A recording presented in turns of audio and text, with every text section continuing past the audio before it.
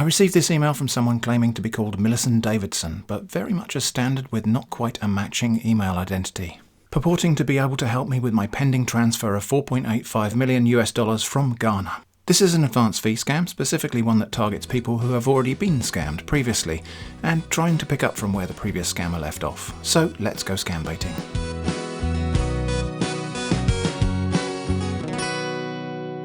The email says, we are contacting you because you are having pending fund transfer in Africa. The good news is that funds have been made available through the Bank of Ghana to pay you the sum of $4.85 million. Kindly make contact to Mr. Charles Adubohan of the Bank of Ghana via contact details below. I decided, as usual, to play the proper required part of a victim who'd already been scammed, so I replied, the fund I was working to recover was actually based in Malaysia. Has there been some mix-up? Very quickly, the scammer replied, believe it, your funds was recovered by the ECOWAS and the Bank of Ghana has now been assigned to pay you. No need to discuss this with the impostors you are dealing with in Malaysia, as I believed you must have spent some thousands of dollars to the impostors, and still you will never receive anything because they are aware your funds has left there. Make contact with Mr. Charles Bohan of Bank of Ghana as soon as possible. Now yes, I noticed he used the word impostor, which I'm aware is a word that's trending right now. For the record, I haven't ever played the game that some of you are no doubt thinking of. Anyway, I said, what do you mean imposters? I paid all of the necessary fees to them. The irony of the scammer's response was not wasted on me. He said, imposters are people claiming what they are not. They will tell you they work in the bank or somewhere using the real person's name to deceive you. You should know this by now, and that is why they will continue to ask you for endless fees. Be wise and follow my instructions. I mean, if you wanted an example of what the idiom means to shoot yourself in the foot, I reckon this is it right here. We have an advance fee scammer warning me that advance fee scammers ask for fees right before the point where he, an advance fee scammer, is going to ask for fees. But no matter, I continued to play the confused and innocent victim and replied, I don't understand. Why would they say they work for the bank if they work somewhere else that's not the bank? He said, when they ask you for money over and over again, then you know they are imposters. I have told you to contact Mr. Charles Bohan of Bank of Ghana, so see email below. For your good, do as I say. Now I made a mental note of his definition of imposters, which will come in handy later, people who ask for money over and over. But I replied, imposters ask for money, got it. I will contact Charles right away. Then I wrote to Charles, contacting you as instructed, this is my email, I'm emailing you to contact you. Charles, of course, replied with the standard template email, assuring me that the money could be transferred to any foreign country with ease and directly, attaching his ID card, which as usual is about as plausible as you can ever expect from an advance fee scammer, and asking me for a scan of my ID, my bank details and my phone number. You know, the sort of information you should never share with a stranger on the internet. I told him I had no driving licence or passport, but gave him my fake address and bank details, as well as my fake employee ID card. Curiously, this version of Manuel is the identical twin of Catamaran Detergent, and even works in the same place. I also made an excuse why I would not be contactable by phone. My contact telephone number is this number, but if you need to call me, we must arrange the call in advance, as I keep my phone switched off when not in use, as I find it too heavy to carry around when it's fully fueled and running. Charles replied to say, transfer of approved $4.85 million. Received your details. Your funds transfer and approval endorsement begins tomorrow morning, and hopefully it might be completed by the end of banking hours. Once it is completed, I will send you all documents. At this point, he had not asked for any money, so presumably, not an imposter, right? I just carried on playing the innocent, willing victim, and I said, many thanks for handling this so efficiently. It's a relief to hear that this is moving forward after all the previous troubles with the other bank representatives. Charles then replied to say, this is to inform you that your fund has been fully approved and endorsed for transfer. See the attached three documents covering your funds transfer. Please go through them and get back to me. And there were indeed 3 documents attached. Let's take a look at them. The first one was for a supposed fund transfer schedule, amusingly listing my transfer along with the details of transfers for 7 other named and of course fictional customers. But this in itself is an interesting fail. A real bank would never share that sort of a list. The next was an approval form, not a lot to see here apart from some mediocre clip art and 2 different versions of the bank's logo. And then the fund release order with a badly imposed watermark of the Ghana Republic coat of arms, and in this document the rather implausibly worded demand for a fee, saying your fund has been cleared from various department of the Ministry of Finance on this day of 17th September 2020, of all charges except your fund transfer authorization, FTA, which cost 1,550 United States dollars. Ah yes, the United States again. I pretended not to have seen the request for a fee, and for now I just replied, many thanks for your excellent work, I look forward to receiving the funds. Which meant that Charles had to come back and ask me once again for the money, qualifying him for Millicent's definition of impostor, saying, as you can see from the documents sent, you're required to pay $1,550, £1,200 before your fund will be transferred. I am mildly impressed that he actually bothered to convert the currency. Usually when they notice my location is the UK, they just ask for the same number of pounds as they were asking for in dollars. Good work, Charles, but I'm afraid there's a problem, as I described to Millicent Davidson. I am writing to you with great concern about the bank representative Charles Adubohan. He has asked me for fees, which you described as the action of impostors. I am concerned that Charles may actually be an impostor. Then, for good measure, I wrote to Charles, saying Millicent Davidson assured me that not only would there be no fees, but in fact anyone who asks for a fee must be an impostor. Are you an impostor? Now that I've asked, you have to tell me the truth. I mean, that's how it works, right? Telling lies is illegal, isn't it? We'll find out what happened next in a moment after this short break to answer a frequently asked question. Today's question is a doozy. It's, did you steal this scambaiting script or idea from someone else? This pops up quite frequently in the form of either a question or occasionally a hostile accusation. Indeed, there's one video in particular, the one where I told the scammers that their check had cleared, where people are adamant they saw a comedian, usually they say James Veitch, but sometimes Joe Lycett, perform the exact same script, line for line, word for word, in their act. They're mistaken, of course. I don't use other people's material. I don't have any need to do that. All of these episodes took place in my own mailboxes. Some people kindly returned to say they were mistaken and it was a case of déjà vu. Others weirdly double down into a position where they paradoxically argue that not only did I copy someone else's script word for word, but I changed the words to something else. Yeah, that makes perfect sense. And some others take the view that I'm copying someone else's style, or that I've stolen the idea of scambaiting itself. On the style thing, sure, I've tried to learn elements of comic timing and phrasing from people I think do it really well. Who wouldn't? On the notion of stealing the general idea of scambaiting, I think this is sometimes a case where people think the first place they saw a thing is where that thing was invented. As a critique, it makes as much sense as saying that, say, Tucker Gott stole the idea of paramotoring, or Anne Reardon stole the idea of making cakes. I've actually been doing this since 2004, that's before YouTube even existed, and I wasn't the person who invented it way back then. It always was, from the beginning, a genre of activity that I initially saw on sites like 419eater.com, and I jumped on board that genre and ran with it. Anyway, let's get back to the scambaiting. To recap, Millicent had warned me about the behaviour of impostors asking for fees. Charles had behaved like an impostor, asking for fees, and I had confronted him and asked him outright if he was an impostor. Charles replied, "You have to thank Millicent for leading you to me. He told me that you have been paying impostors. I am not an impostor. You have my bank ID card and my driver licence for confirmation. The documents you received are signed by the governor of my bank, Bank of Ghana, and also signed and endorsed by the Minister of Finance. This is the required cost and I advise you to arrange the money." Millicent said, "Mr. Charles Bohan is not an impostor. If you are asked to pay clearance or something, I advise you to comply." I said, "But you said that only impostors ask for fees. How do you explain this?" He replied, "I said only impostor asks for money over and over again with doing anything." I said, "Yes, that's precisely the problem. Charles has asked for money twice now, but he's not yet done anything. Please can you report him to the police or Chamber of Commerce or Google or something before he has a chance to do something really bad?"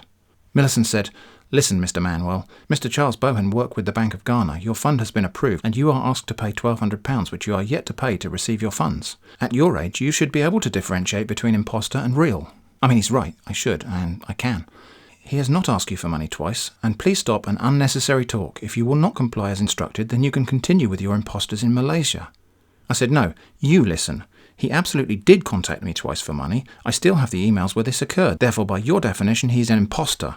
I'm surprised you're having trouble comprehending something so very simple as this. Are you perhaps a small boy? I have no desire to continue with impostors in Malaysia or anywhere else." He then said, "He asked you for money twice, and you have not even paid once. It's okay. Am doing the best I can. Regards." So I argued. It's like you said, he came back once for money, then he came back again and again, a second time for money. I think it's pretty conclusive. He's one of these impostors you spoke about. I don't know why you refuse to see it." He replied, "He is not an impostor. I will advise you to comply with him. Have a good day." I asked, "How can we know that for sure?" He just said, "He is not an impostor." I said, "How can we know he's not an impostor? Do you think I should ask him directly?" He replied, "Mr. Charles Bohan is not an impostor. He is the remittance director of the Bank of Ghana. I believed he must have sent you his ID card. I know him very well. Your fund has just been approved both from their bank and the ministry.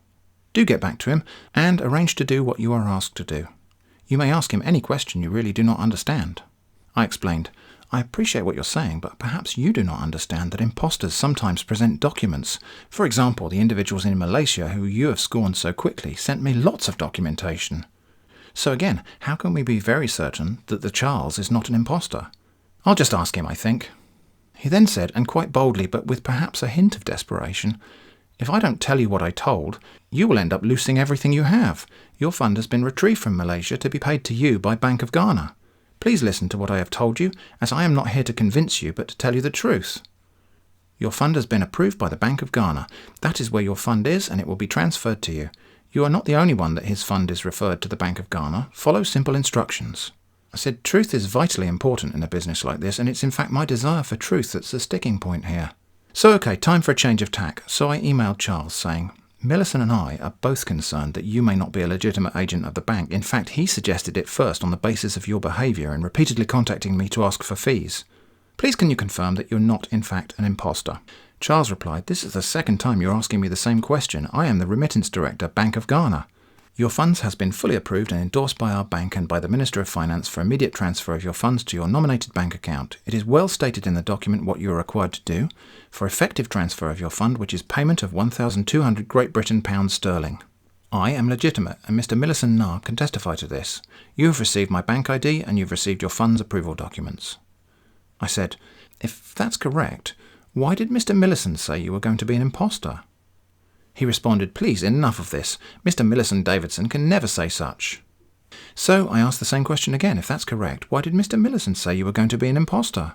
And at this point there was some sort of glitch at his end and my email could not be delivered. So I forwarded the failure notice to Millicent saying Charles's mailbox appears to be shut down. I don't regard this as a hopeful sign of his trustworthiness. He replied, nothing's wrong with his email. Maybe it's your Yahoo account that's having a problem, or probably your account is hacked. Yahoo account is no longer reliable. I will advise you to get a Gmail account. Be serious and follow the instructions of the Bank of Ghana.